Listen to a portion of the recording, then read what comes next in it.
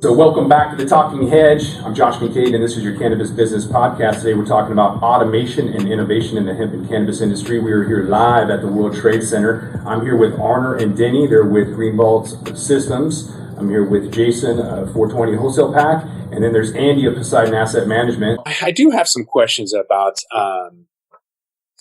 valuations. We'll maybe pivot to that in a moment. But Andy, I want to ask you about Canadian capitals. The top investing trends that I mentioned earlier were multi-state operators and then data when we were talking about headset.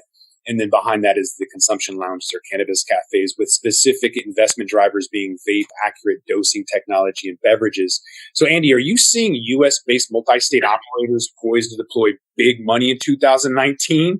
Or is it still just Canadian cannabis companies increasing their cross-border acquisitions and deals like we saw with Harvest being purchased by Canopy? It's a great question. I think we're finally hitting the point where, in the early days, Canada received all the hype. These massive grow operations were funded.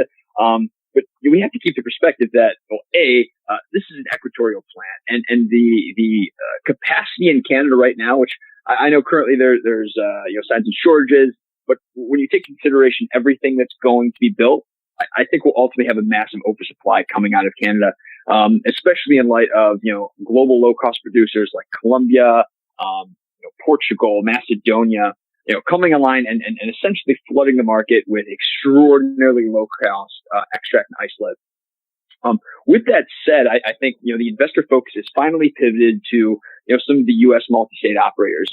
Great companies like Green Thumb Industries that's actually focused on a very strategic strategy of breaking into new markets, building out their own facilities so they're vertically integrated, and then ultimately building a brand from the ground up.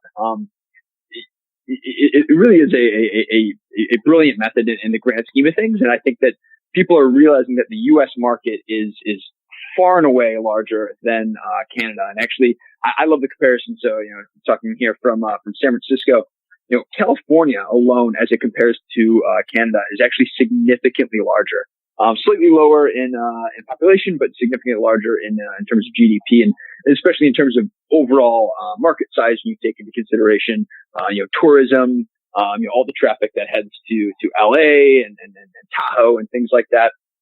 So I definitely think, just to clarify, California has the fifth largest GDP, and that's behind, in the world, and that's behind, the United States. So it's huge. Fair point.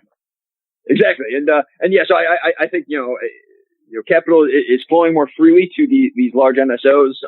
There's increasing consolidation taking place as well. And so I think that, 2019, and especially, with the potential catalyst of the Safe Banking Act, they're ready to deploy into every market that opens, to begin building out the necessary infrastructure and optimizing that across the supply chain, both in terms of branding, production, et cetera. And actually just adding to, the conversation from just a moment ago, I couldn't agree more about the quality and consistency issues, that exist currently in the industry. And I think that's case point number one for why, true, institutional machines, manufacturing practices, GMP, et cetera, why that's so needed. And I think as that enters the space and as companies, MSOs like GTI, for example, adopt those and implement them. I think they will be the company's powerful enough to execute on that. And by virtue of that, we'll build the brands where people can trust that if I do, 1 mint, I'm doing 2.5 milligrams. Not I'm going to do 3 mints, feel absolutely nothing. And then on my 4th mint, I'm going to lose my mind.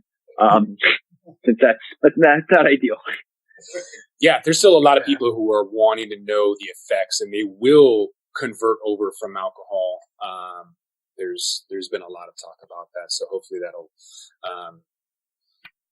that'll play out. There's some California companies that are contacting me right now for homogenization, and so that's still 10 years later. It seems like that should have been figured out already, but we're still there. What do you guys see with Greenvault Systems? Are you seeing more Canadian clients coming in wanting your machinery, or is it more emerging markets in the U.S.? Well, Canada's kind of an emerging market. Sure. Along with a lot of the states, especially on the East Coast. We just came from Industry convention there in Boston, and those are some of the biggest emerging markets. Yeah, Boston's huge.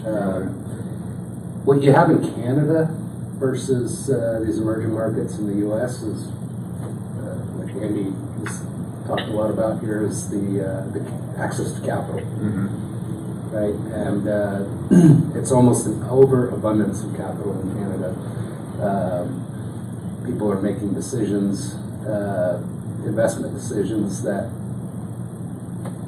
because they can't, they're buying things because they can't, and they're almost mandated by these corporations, the heads of these corporations, to invest in equipment to show assets, and not necessarily making good investment decisions, buying the right equipment. I sold $85,000 worth of pre-roll equipment, and then that was just a bridge. And then the next year, like right now, it's probably $1 million, because each machine then was about 10 grand, and now is 150 grand, and they're buying the same number of machines. Right. And so that $100,000 order turned into $1 million order pretty quick. But they don't care. It's other people's money. It's like, that's what worked then, and what works better now, I'll take it. Where the emerging markets here in the U.S. are making more educated decisions, and because they have to, right. I guess that's the one upside of the slower process, how to slower rollout of Washington, is it's forced these guys and gals to be more educated and more smart, or pay the consequences ultimately. That's right. And I talked about some of these equipment providers, that make peanut and jelly bean machines, that would love to get their money on the green rush, get their hands on that green rush money, right? Yeah, and they don't care if it works or not. Right. Yeah, no. They get the sale. That's all they care about, and then they'll walk away. Where companies like us, Green Vault, our partner company, Green Bros, we are 100% cannabis, and all of our engineering efforts, all of our customer support and everything, we are vested in this industry like our customers, and so we're not going anywhere. And we, in order to live and die, we have to make sure that we provide them with the right solutions that are going to have a return. And so we consequentially, in these emerging markets in the U.S., where people have to be smart with their money and don't have money to throw away,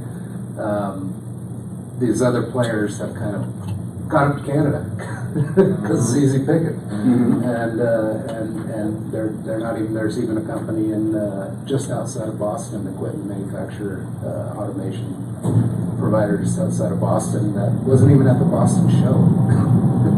Wow! Because they've just given up on the U.S. market more or less. Just pull the wool over somebody's eyes. That's interesting. So, and that's got to be careful. There's a lot of wolves out there. You definitely do. I mean, I would echo exactly what he said. Is that I go to the Pack Expo every year, which is the big packaging expo. They do it every other year. It switches between Chicago and Vegas, and I've done both now. And so that's basically like the global packaging show for all industries. And I've gone and talked with a ton of major companies there, and of course, every single one of them wants to get in the cannabis space. But then when I start asking them the tough questions and specifics that I know I'm looking for, very few of them can actually either say yes, we can do it, or they kind of say yes and I know they're full of crap. But that's where we do that process of really vetting the people we work with. We don't manufacture any equipment. We kind of go out and find people like Green Vault that are reputable and do a good job, and then if there's an opportunity to help, we distribute their products. That's kind of our space in the equipment world. We started out as a packaging company, but we really saw a huge need for automation because I saw so many of my customers hand packing joints, hand stickering labels, hand doing every last little piece. And I'm like, you're not going to be here in 5 years. It's not sustainable for any industry.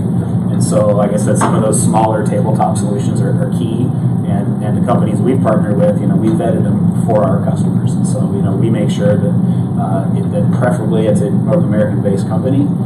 If they are sourcing some materials out of China, they still have a U.S. office. They've got U.S. support. You've got technical support, so if your machine breaks down, you're not calling China in the middle of the night to get your machine fixed. Understanding what your parts are that you need, the replacement parts, making sure they're in stock and ready, or if they're not, If you know a replacement part takes 2 months, you better know that up front, and not when your machine breaks. I've heard stories of some of these pieces of equipment out of China where it's maybe half price of the U.S. guy.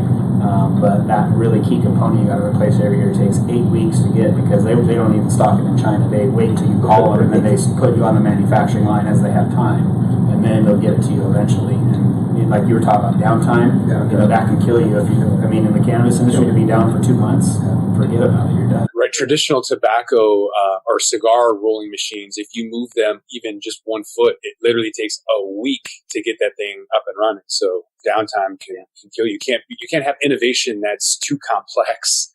And so if you have a mobile processing unit, for example, that would never work. And so looking at the future, there's some top investments for innovating the future of food. This is Main Street or the real world. And are you seeing U.S.-based multi-state operators calling you and visiting you in Israel, or are you seeing Canadian companies? Both.